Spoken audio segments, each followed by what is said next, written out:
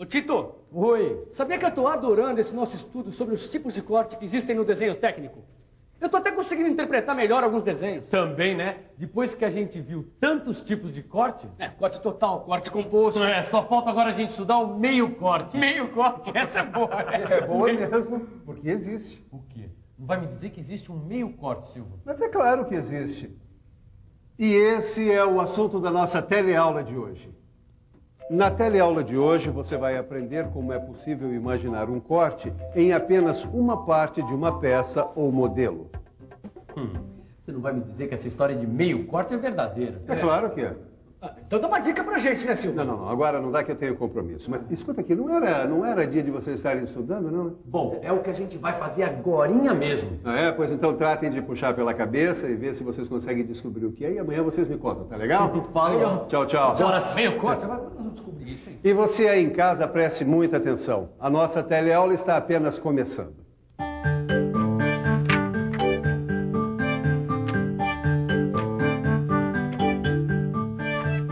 Ô Tito! Oi.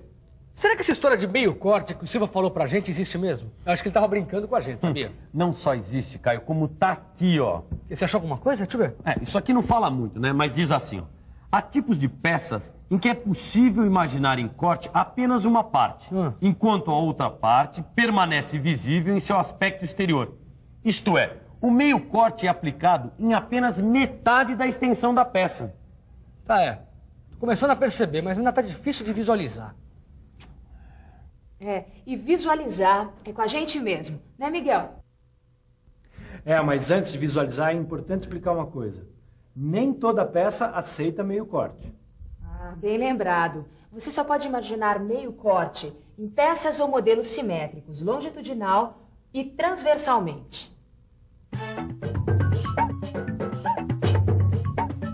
Simétrico. Diz-se de qualquer forma que, sendo dividido ao meio, por uma linha imaginária, possua as duas partes semelhantes entre si. Como eu disse, não basta ser simétrico. É preciso ser simétrico longitudinal e transversalmente. Por exemplo, dá só uma olhada nesse modelo aqui. Imagine esse modelo sendo dividido ao meio por um plano horizontal. Olha só como existem duas partes simétricas. Agora imagine esse mesmo modelo sendo cortado ao meio por um plano vertical. Olha só como também aparecem duas partes simétricas. Nos dois casos, as partes resultantes da divisão são iguais entre si. Isso quer dizer que o modelo é simétrico longitudinal e transversalmente, certo? Certo. Isso significa que nesse modelo é possível a aplicação de meio corte. Quer dizer que para imaginar o meio corte, o modelo precisa ser simétrico, longitudinal e transversalmente. Caio, eu acho que agora eu estou manjando um pouco. Não sei. Pra mim tá um pouco confuso isso aí ainda. Bom, dá uma olhada nessa peça. Você consegue imaginar o meio corte nela? Não sei. E você? O que é que você acha? Vamos pensar um pouco? Vamos pensar um pouco. Bom, deixa eu ver. A primeira coisa a fazer é verificar se o modelo é simétrico. Vou imaginar um corte horizontal. Está vendo só? O modelo é simétrico longitudinalmente. Agora, eu vou imaginar um corte vertical. Dá só uma olhada nisso. O corte vertical mostra duas partes diferentes ou assimétricas. Só uma das partes é que tem o furo retangular. Então a peça não é simétrica transversalmente. Acho que já tenho a resposta.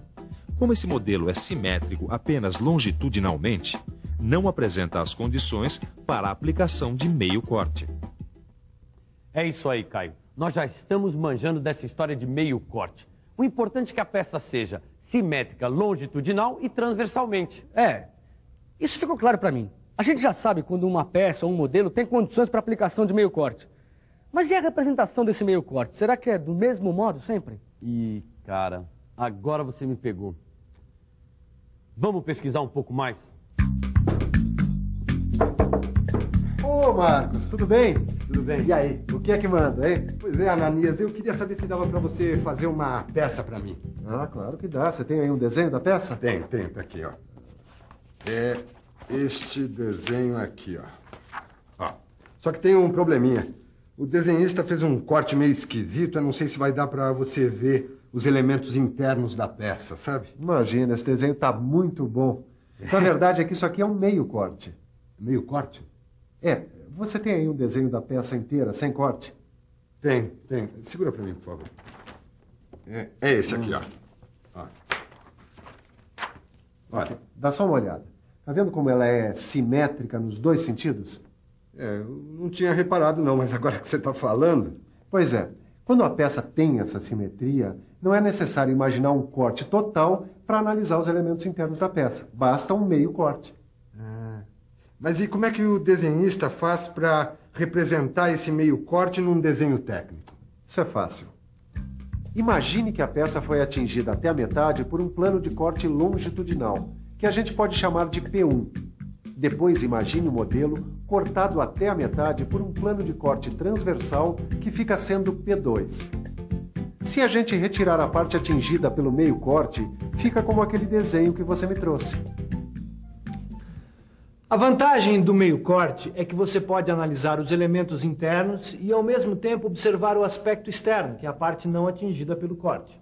Esse modelo estava sendo visto de frente quando o corte foi imaginado. Então, a vista onde o corte deve ser representado é a vista frontal. Então, vamos fazer essa vista frontal.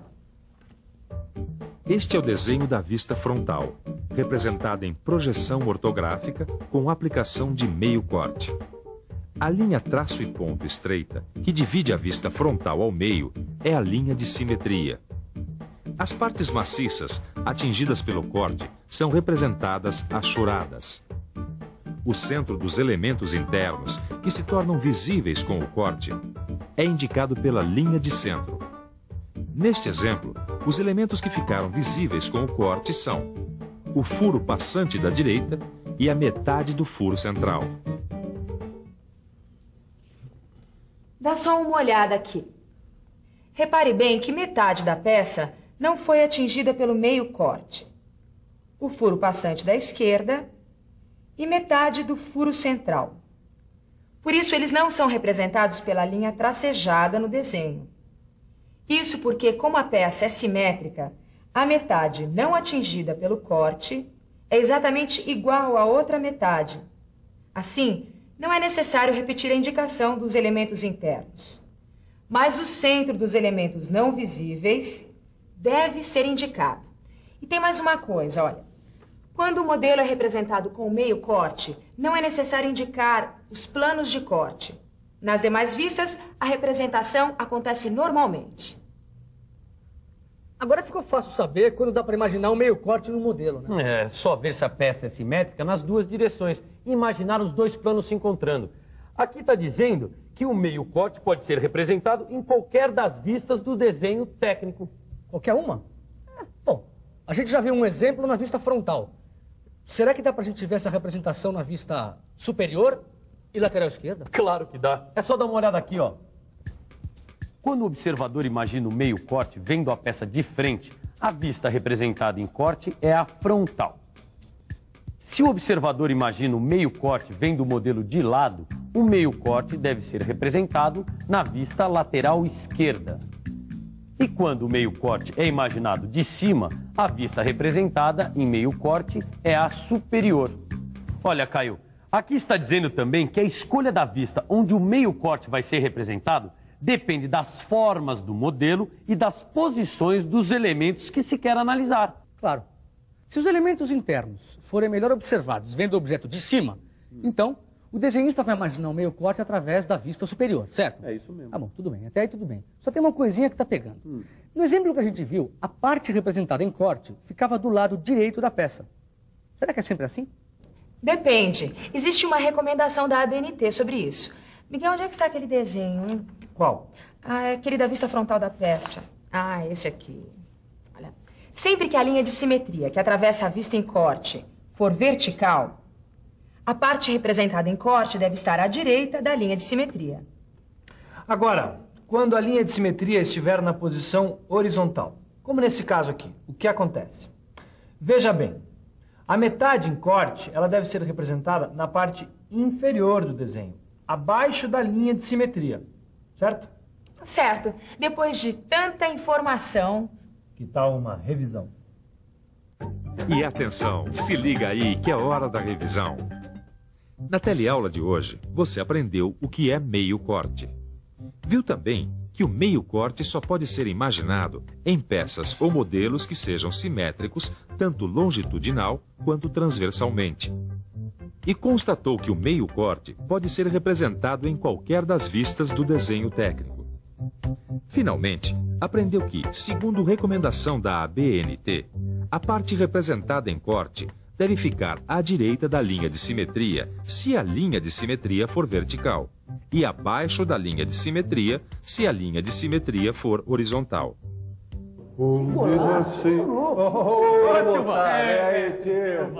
Grande Caio. Vou te contar só uma coisa. Nós matamos aquela sua charada do meio corte. É mesmo? Mas que ótimo. Agora a gente já sabe tudo sobre corte total, corte composto e meio corte. Só falta você me dizer agora que existe corte parcial. Adivinhão! O quê? Existe corte parcial? É claro que existe, mas isso é assunto para a nossa próxima teleaula de desenho técnico mecânico.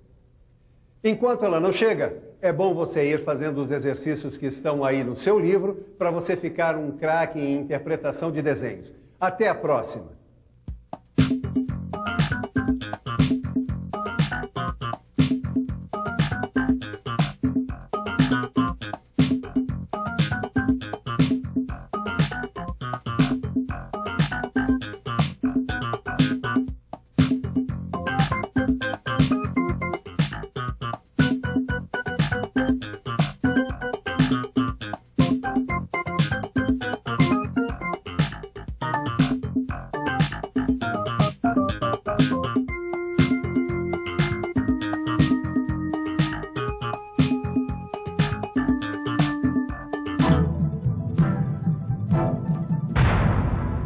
Telecurso 2000, um programa de educação do Sistema Fiesp e da Fundação Roberto Marinho.